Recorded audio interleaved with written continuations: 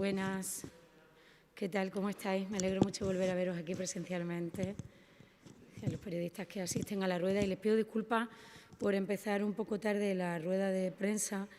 El Consejo de Gobierno aún no ha terminado, porque hoy lo que está haciendo el Ejecutivo Regional es una sesión de Consejo de Gobierno intensa y monográfica, llegados al semestre de este año, haciendo una evaluación de la agenda del Gobierno, de las decisiones. Este es un ejercicio que el presidente Fernández Vara hace muchas veces, algunas veces se lo hemos contado y otras veces no. Hoy les cuento que el Consejo no ha terminado todavía, estamos revisando todos los acuerdos que alcanzamos con los grupos políticos en el pasado debate del Estado de la región, que saben ustedes que para el presidente de la Junta no fue un debate del Estado de la región más, sino que fue un debate del Estado de la región que marcará los próximos 10 años de Extremadura.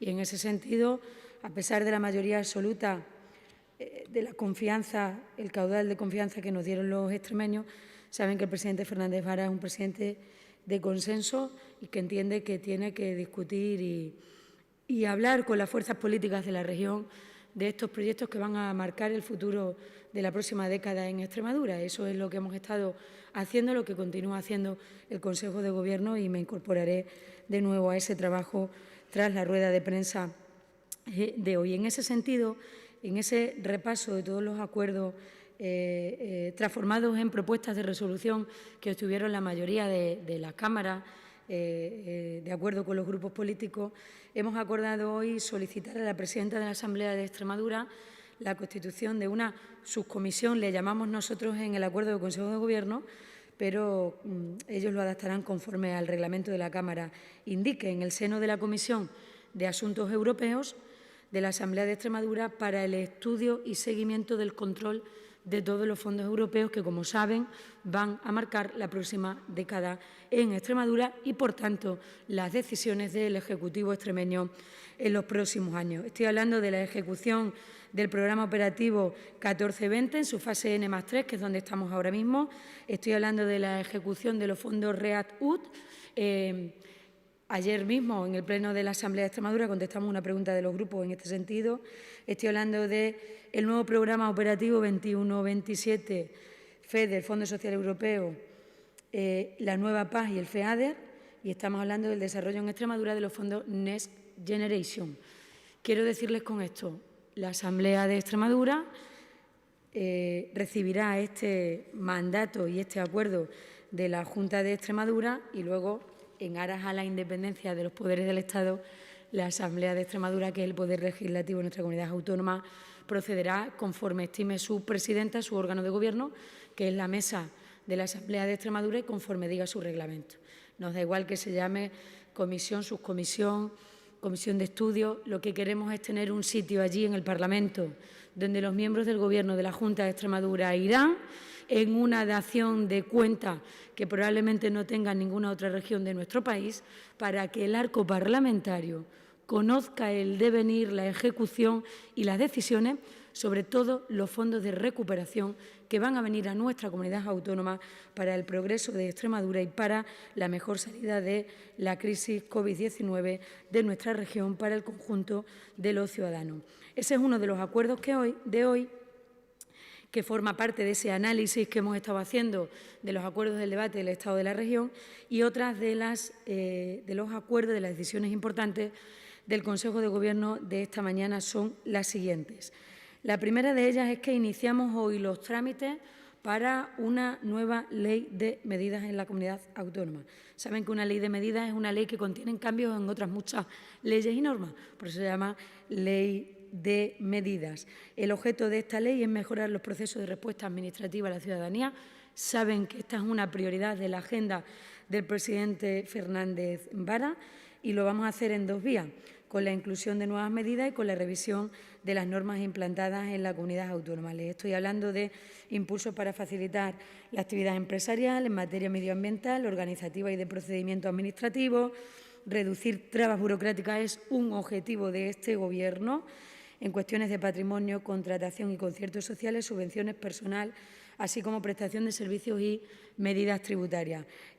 No me detengo mucho más en el contenido de esta norma, porque lo que les indico es que hoy el Consejo de Gobierno autoriza el pronunciamiento previo, es decir, la Junta de Extremadura en todos sus departamentos se pone a trabajar sobre la que será la próxima ley de medidas que tendrá que venir de nuevo al Consejo de Gobierno. El texto que sí ha tenido el visto bueno hoy del Consejo de Gobierno es un nuevo decreto ley por el que se adoptan medidas extraordinarias y de urgente necesidad orientadas a establecer una prestación de demanda y garantizar un equilibrio económico en los servicios del transporte público regulador de uso general de viajeros de carreteras sometidos a obligaciones de servicio público. Entiendo que a la gente le agobie el lenguaje administrativo. A mí, como portavoz del Gobierno, créanme que algunas veces también. Traemos un decreto ley para regular una nueva y para establecer una nueva regulación del transporte sanitario, del transporte terrestre en Extremadura. ¿Por qué? Porque hemos tenido problemas con el sistema actual que estaban y ustedes han sido conocedores, los propios ciudadanos y muchos municipios de la región también. ¿Qué pretendemos con esta nueva regulación del transporte de viajeros en Extremadura? Pues miren, se trata fundamentalmente de dos cuestiones esenciales. Por un lado, garantizar la oferta de los servicios de transporte de viajeros en la región al 100%, en todos los municipios, sin quedar fuera ninguno. Y se trata, además, de no suprimir servicios y garantizar la estabilidad de estas empresas que no la tenían en la antigua regulación y que la gran mayoría de ellas, quiero decir, que son empresas extremeñas. Y, en segundo lugar, se trata de aplicar un modelo de transporte que responda a una demanda más atractiva para la ciudadanía, atendiendo a sus necesidades, reduciendo los tiempos de viaje y adecuando los itinerarios a las necesidades personales de aquellos ciudadanos que usan el transporte público. Un nuevo sistema que va a dar estabilidad a las empresas y que va a poner al usuario y al viajero en el centro de este nuevo sistema de regulación. Y eso lo hacemos a través de ese decreto ley que tiene ese nombre así que solemos darle a los decretos y a las normas en la Administración pública, pero que persigue que los problemas de deficiencia en la demanda y de estabilidad en el sistema que hemos tenido con anterioridad no ocurran. Y para eso hemos hablado con el sector y traemos hoy una nueva regulación del servicio del transporte en Extremadura, del transporte regular de viajeros en Extremadura, que se adapte a la demanda de los usuarios, que garantice la estabilidad de las empresas, la mayoría de ellas empresas extremeñas, y que reduzca los tiempos de viaje y, por tanto, vayamos a un sistema más eficiente también en el uso del gasto público que conlleva un sistema de viajeros como el que tenemos en nuestra comunidad autónoma, con una gran dispersión de la población y con la mayoría de los ciudadanos viviendo en las zonas rurales. Dar una mejor respuesta a un servicio que es un servicio público y que tenemos que garantizar su equilibrio y su oferta al conjunto de la ciudadanía extremeña. El tercer asunto, aprobado hoy en el Consejo de Gobierno, tiene que ver con la apuesta decidida del Gobierno de la Junta de Extremadura por todo lo que tiene que ver con la investigación y el desarrollo tecnológico de los grupos de investigación de nuestra comunidad autónoma. Este objetivo lo tenemos escrito en el programa operativo, que está en su fase N+3 en estos momentos. Estará escrito en el nuevo programa operativo, está escrito en la RIS 3 1420 de Extremadura y, además, también no solo está escrito, sino que lo firmamos con los agentes sociales y económicos en el Pacto por la Ciencia en Extremadura. Todos esos documentos programáticos del Gobierno son los que hacen que hoy traigamos las bases reguladoras y la primera convocatoria para ayudas a la realización de actividades de investigación y desarrollo tecnológico, de divulgación y de transferencia del conocimiento por los grupos de investigación de Extremadura en su primera convocatoria. Presupuesto 5 millones de euros de fondos FEDER, con un objetivo ambicioso que tiene que ver con el crecimiento de los recursos humanos de las personas investigadoras de I+D+I dentro del sistema de ciencia y tecnología de Extremadura. Esta convocatoria la llamamos convocatoria de anualidad puente. Es una convocatoria puente entre el programa operativo que termina y el nuevo que empezará, para que no exista un parón en esta apuesta decidida de la Junta de Extremadura por seguir fomentando e incrementando los recursos humanos de los grupos de investigación de nuestra comunidad autónoma del Sistema de Ciencia, Tecnología e Innovación de Extremadura. Otra convocatoria importante que se produce cada año con un presupuesto de casi 1 millón de euros, es la ayuda y acompañamiento para las familias que deciden tener a sus hijos en los centros concertados de libros de texto. Es una apuesta del Gobierno de la Junta de Extremadura por una calidad en la educación en todo el sistema educativo, respetando la libre elección de los padres y madres, como no podía ser de otra manera. Convocatoria de Agricultura para ayudas de mejora a la bioseguridad de las explotaciones ganaderas extensivas de las especies bovina y caprina, 3,1 millones de euros. La ayuda máxima podrá llegar hasta los 30.000 euros por cada una de las solicitudes, y este es un programa cofinanciado por los fondos FEADER que hacen posible tener este acompañamiento que tenemos tan excepcional al sector primario en Extremadura. En último lugar, declaramos hoy a la localidad de Alange con el título de Villa Termal, y esto es algo muy importante para el pueblo de Alange. Se consolida esta localidad como Villa Termal, con declaración de excelencia termal, acordado hoy por el Consejo de Gobierno de la Junta de Extremadura. Se potencia el turismo de calidad en la localidad de Alange, también afecta evidentemente a sus alrededores, se incrementarán las visitas turísticas de esta zona y se conseguirá un impacto positivo sobre la economía de la zona, y se diversifica la oferta turística en la zona a través de alojamientos públicos de calidad. El Consejo de Gobierno hoy declara Villa Termal a la localidad de Alange con la denominación de excelencia termal de este municipio. Por tanto, nuestra felicitación a quienes lo han hecho posible por esa excelencia que hace que Extremadura tenga cada vez una oferta turística más profesional y más excelente en el conjunto de España y de Europa. Con esto termino los 7 asuntos que les expuse como más relevantes de este Consejo de Gobierno, como les digo, monográfico que nos está llevando toda la mañana.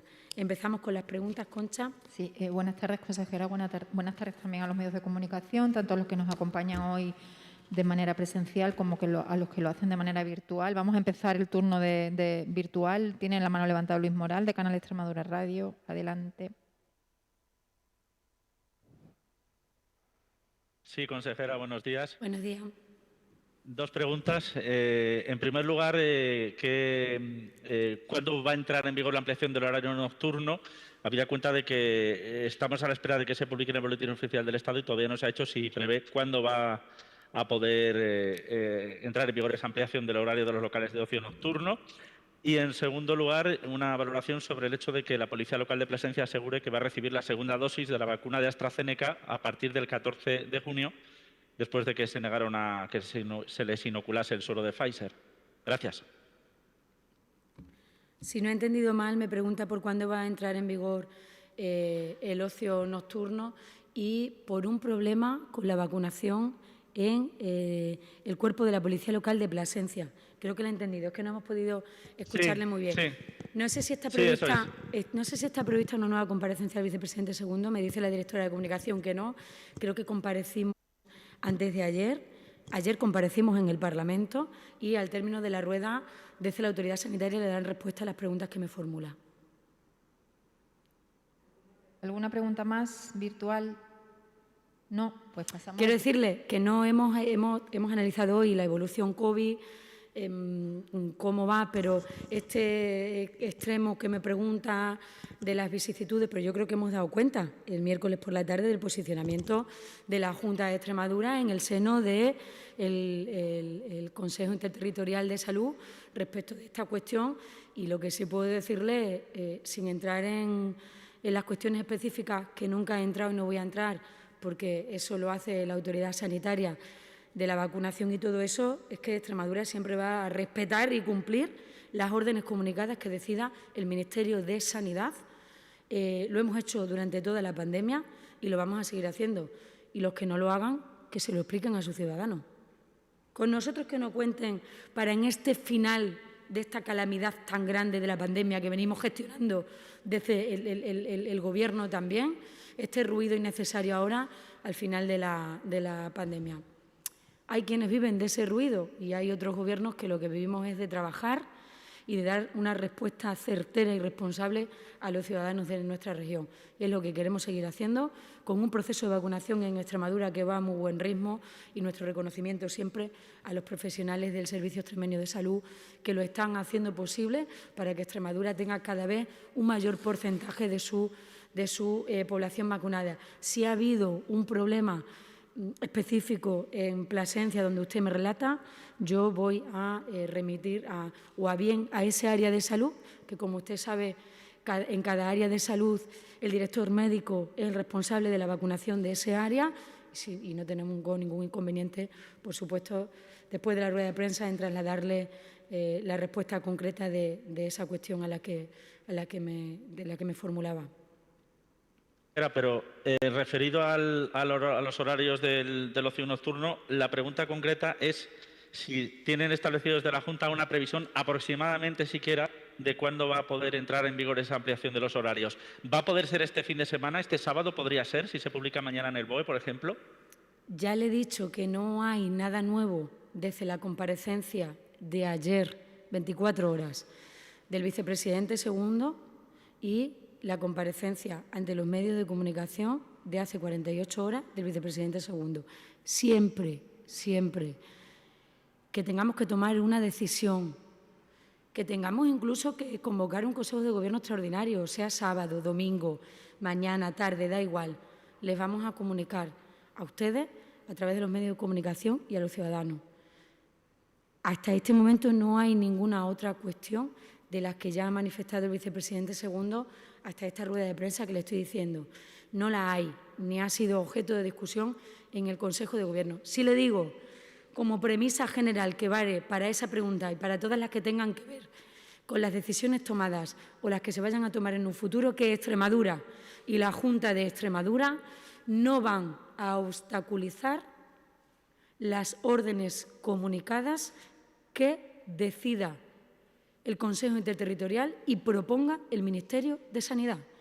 No lo hemos hecho nunca y no lo vamos a hacer ahora, al final de esta tragedia.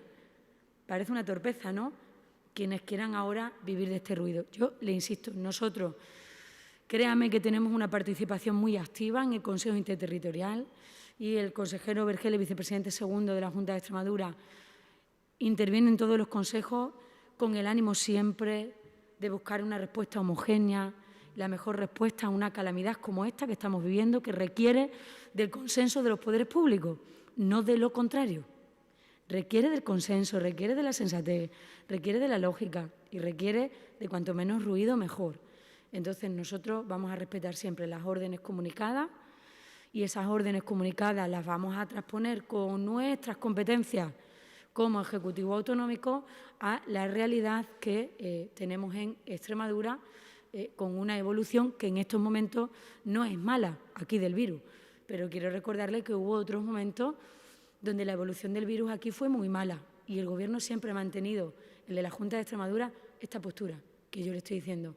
Cuando éramos los peores y cuando éramos el milagro extremeño, en las dos caras de la moneda.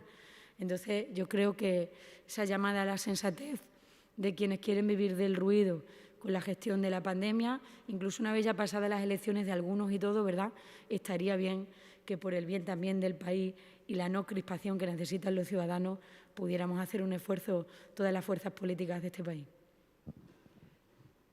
Sí, ¿alguna pregunta más en el turno de los compañeros que están de manera virtual? No, pues pasamos al turno presencial. No sé si hay alguna pregunta. El turno de los presenciales. Adelante. Hola, buenos días. Yo dos preguntas. No sé si...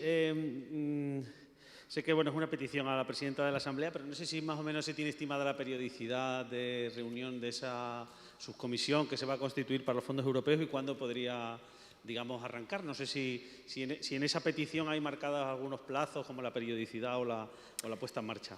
Y otra pregunta, sí relacionada con sanidad y para no ser tan detallista, pero sí me gustaría, como portavoz del Gobierno y de la Junta de Extremadura, que dentro de la polémica surgida con la vacunación de AstraZeneca para los menores de 60 años, algunos parece que incluso ya han cumplido las 16 semanas que tenían de plazo. Bueno, pues qué mensaje de alguna manera se les lanza, ¿no?, desde el Gobierno de la Junta de Extremadura, a esas personas que sí que es cierto que tienen cierta inquietud y en los datos incluso se ha visto que han rechazado algunos la vacuna de Pfizer para ponerse la AstraZeneca y hay un poco ahí de lío. No sé qué mensaje se les podría mandar desde el Gobierno.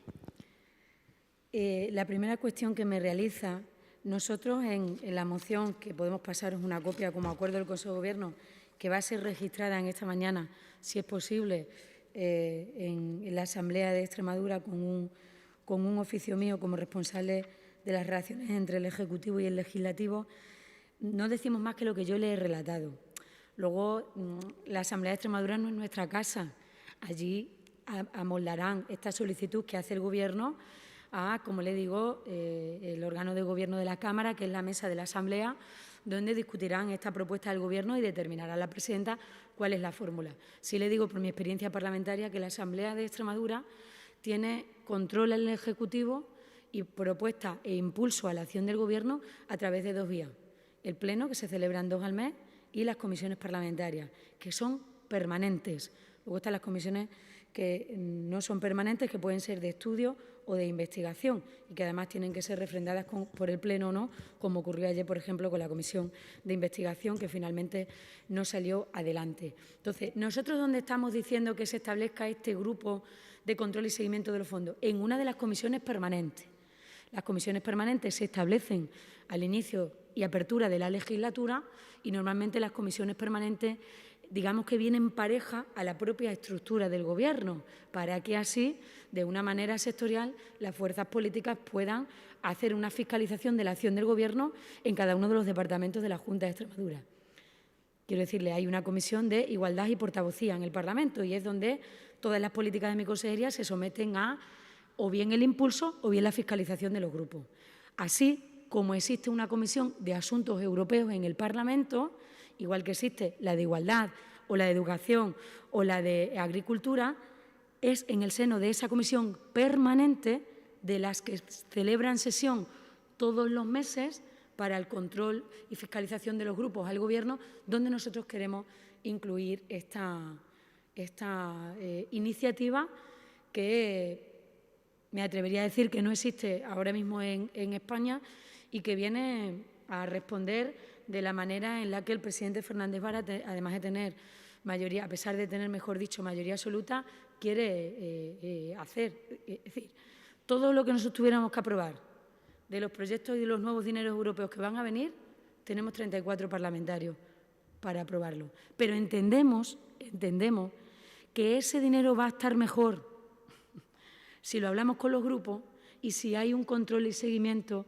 de esos proyectos que van a marcar los próximos 10, 12 años en Extremadura. Con esa intención fue el presidente Fernández Vara al debate del Estado de la región y hoy ve materializado ese ofrecimiento a los grupos en esta moción del Consejo de Gobierno. Como portavoz del Gobierno puedo tener las opiniones de todo lo que el Gobierno hace, sea de sanidad, de investigación, pero sí que cada semana me someten aquí a preguntas y da la sensación de que yo no quisiera respondérselas, o lo que es peor, que yo no me las supiera, ¿verdad? Y lo que quiero decirle es que me remito a las consideraciones que la autoridad sanitaria de la región ha hecho respecto de toda la cuestión de la vacunación de AstraZeneca. El mensaje a los ciudadanos, no a los que se han vacunado con AstraZeneca, a todos, un mensaje de esperanza, un mensaje de que vamos a salir de esta, un mensaje de que la vacuna es la luz al final del túnel, un túnel muy negro, y un túnel en el que se ha desaparecido mucha gente. Y cuando veamos la luz, a algunos ya no los vamos a ver nunca más. Un mensaje de esperanza a la ciudadanía extremeña, un mensaje de fortaleza y confianza en los servicios públicos y en el servicio público sanitario de Extremadura, que ha demostrado ahora con este gran reto que ha supuesto la vacunación su fortaleza. Su fortaleza. De esto no hablan los que se quejan de las medidas y eso en otras comunidades autónomas. No les oigo hablar del sistema sanitario que tienen. Aquí sí hablamos del sistema sanitario que tenemos que seguir mejorando y cuyo pilar son sus profesionales, que están haciendo posible un reto de la vacunación extraordinario. Por tanto, el mensaje a los ciudadanos de de Extremadura es un mensaje de esperanza, es un mensaje de confianza en la ciencia y de confianza en el sistema sanitario que tenemos y en el proceso de vacunación que estamos siguiendo en Extremadura. ¿Alguna pregunta más? ¿No? Me hace llegar Juan Soriano del diario y que no ha podido conectarse porque no tiene algún problema con Internet. Sí. Una pregunta sobre el tema que ha explicado de movilidad de las líneas de transporte. Dice que si puede concretar un poco más en qué consiste y que si supone que se aplaza la reestructuración de las líneas.